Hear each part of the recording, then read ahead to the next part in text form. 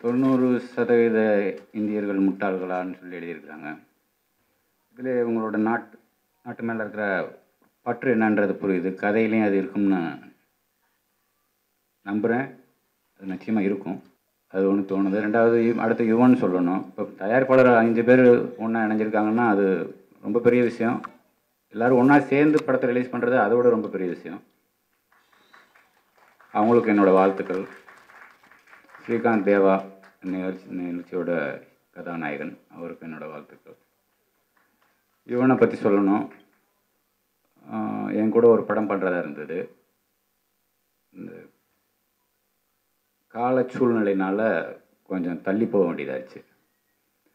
ஆனால் நிச்சயமாக யுவன் கூட ஒரு படம் பண்ணணுன்ற ஆசை எனக்கு இருக்குது. பண்ணுவேன்.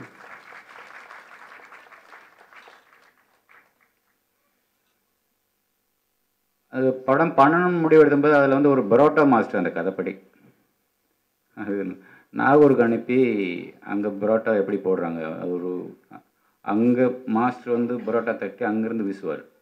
மாவு பார்க்காமே பிடிச்சி இங்கே கல்லில் போட்டு சுட்டு இன்னொருத்தனுக்கு போடணும்.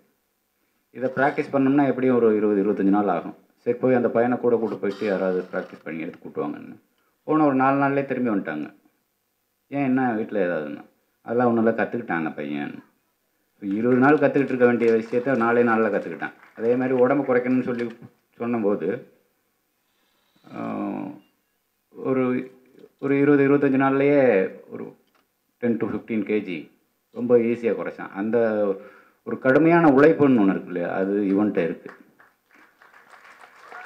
அந்த பாட்டில் வந்த மாதிரி, அந்த எந்த மலைன்ற பாட்டில் வந்த மாதிரி நிச்சயமாக எந்த தடைகள் வந்தாலும், என்னென்ன மாதிரியான குறுக்கீடுகள் வந்தாலும், உன்னோட உழைப்பு மாத்திரம் உண்மையாகவும் நேர்மையாகவும் இருந்துச்சுன்னா நீ நிச்சயம் வெற்றி பெறுவ.